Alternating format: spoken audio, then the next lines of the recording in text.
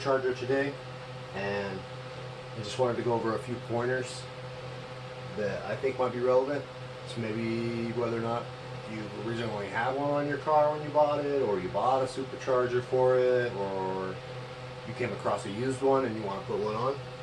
I thought maybe I'd give a couple tips. So I always test fit everything. I give everything kind of like just a check. Start putting it together real loosely, make sure all the bolts are in place, but I don't tighten anything down. So that's what I've done so far. I have put the jack shaft, the bracket, the main bracket for all the pulleys. I've got that test fitted on here, and I love the way it feels, and it's nice and secure. There's no interruption. I test fit the old belt. I did not tighten it down, but I did give it a hand tight to make sure that everything spins and there's no interference from new items I put in, like this motor mount. So I have the alternator loose in, but bolts are in. I have the same thing with power steering. So I double checked some bolts on the manifold, and I'm going to get you a picture of that. Make sure that everything's snug and tight.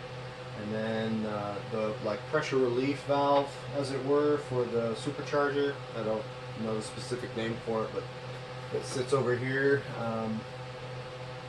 Made sure all the Allens were nice and tight, because now's the perfect time, right? And then I cleaned the surface area for the gaskets. I'm reusing the gaskets.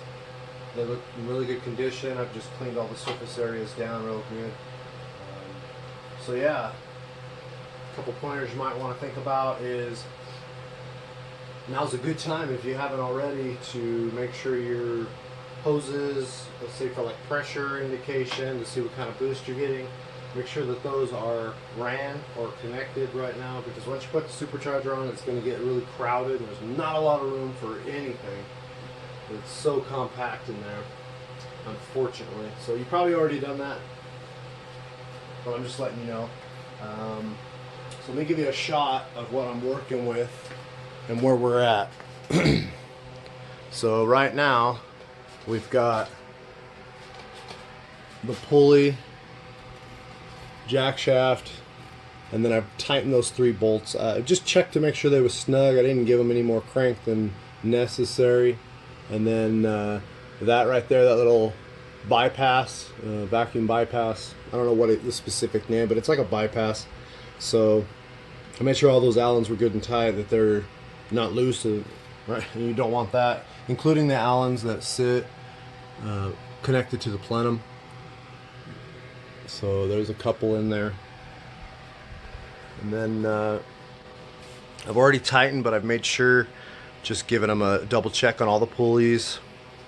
Wanted to make sure that none of those were loose, because once I put the belt on and I give it a crank and she starts up, you know, driving down the road, that's the last thing you want to happen, is your interference or a loose pulley or whatever. So here's the Supercharger.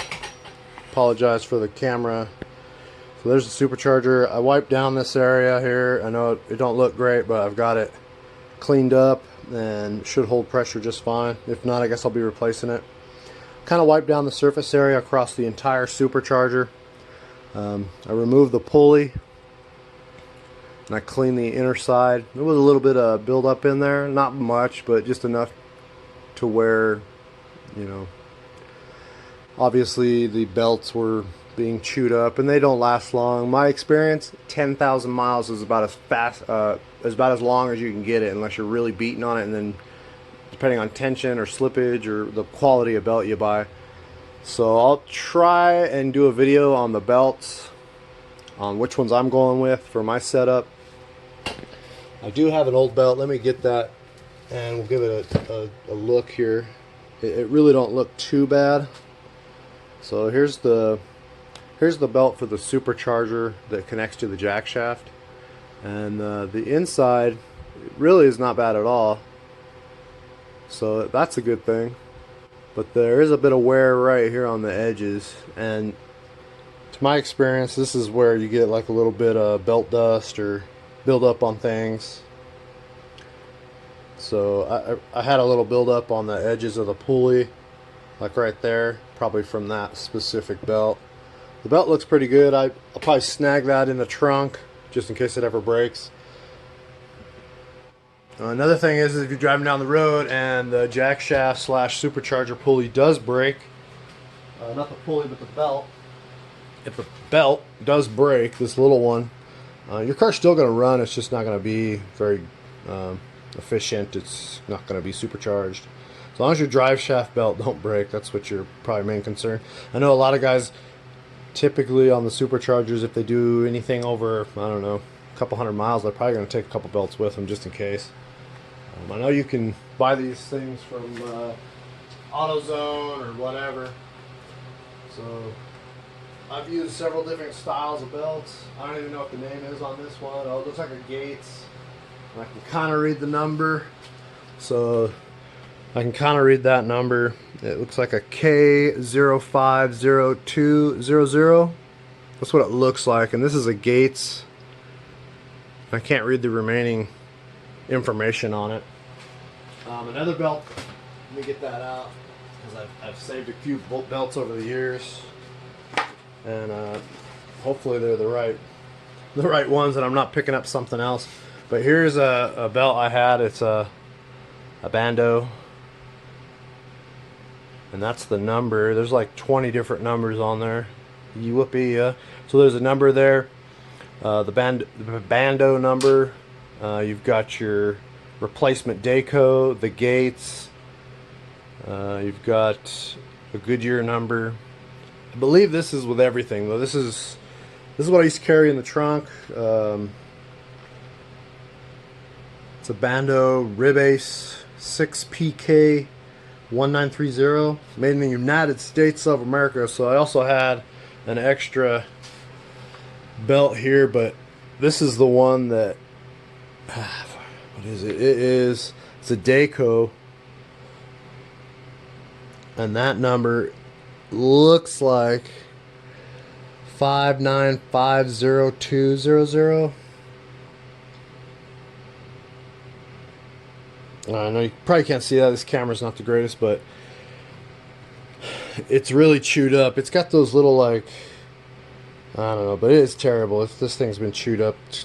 I think this is probably one of the first belts I had to replace. It's pretty nasty. I always keep things just in case I need to know the numbers. But your biggest concern right now and when installing it is to make sure that everything's in line, because if you have something that's not squared up on the pulley bracket, if you're trying to bolt this on first before you bolt on the lower section, so the setup that it works on this vehicle, and it's probably similar to yours, is you've got a specific power steering bracket. At least from my knowledge, this is specific to this due to the fact that you have, and I'll show you, you have this black bracket right here, right? This one right here, it's got 4 12 mil bolts, and I'm not specific on the length, but there's 4 of them there. And you have the pulley bracket here that runs down. You've got this bracket, and it has like it's thicker on this end, and that way it hooks up to the pulley bracket. Then this is a specific power steering bracket. I mean, there's tons of brackets, right? And then you've got your alternator bracket that's OEM, but there's a spacer behind it that extends out another bracket that holds the lower end. Let me see if I can't get a picture of that. It holds the lower end, and it's kind of hard to see. So right down there, right behind that pulley that's underneath the motor mount, is a 12 millimeter bolt that attaches to that tiny little rectangular square looking, it's like a spacer, but it provides support. You're going to want that. It provides the support you need on the lower end of the bracket. So just some examples. Hopefully if you're buying this kit from somebody, or if it's off of a car and maybe it doesn't have all the pieces, maybe you're going to want all the pieces. So sorry for the camera, it's kind of all over the place. I'm not an expert by far. When I bought this vehicle, yes, it did have a supercharger on it. I took it apart and rebuilt the supercharger. Meteor, just like a medium build, rebuild. It was new oil, a couple bearings, gaskets, things like that. Just real simple things that I could do to regain its life. And I did see an increase in boost by about 1 psi, only because it probably was leaking from gaskets. So I'm going to go ahead and mount that on here. I've got some vacuum lines on the supercharger. We're going to clean all those up and get those reattached at that time. So it's just a few things I can think of. If you have information, if you're like, look man, that's not how we do it, man, it works so much easier if you do this. You know, there's a bunch of parts that go to these superchargers, and they're getting harder and harder to find. I think if you go on Facebook and you can find the boosted H series group, I think it's specifically for the superchargers. There's a lot of valuable information. I went on there recently and I thought, you know, knowledge is power, and they do have a lot of good information. I think somebody had recreated a couple brackets, had them machined. You know, I don't know if they have any left, but it's something to think about if you come across, you know, somebody recreating or knows the part numbers for pulleys or idlers or bearings. Anything like that is so useful. That information is invaluable.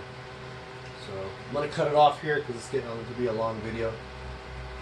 We're going to get that supercharger on today, and hopefully I don't miss anything so that I can just keep moving and moving, and then eventually car will be back on the ground. So right on YouTube, if you guys like what you see, let me know in the comment sections below. If you're got anything you might suggest for the videos, let me know. If that's what the comment section's for, give me a like, a thumb up, whatever, dislike, whatever you got, and we'll catch you on the next video.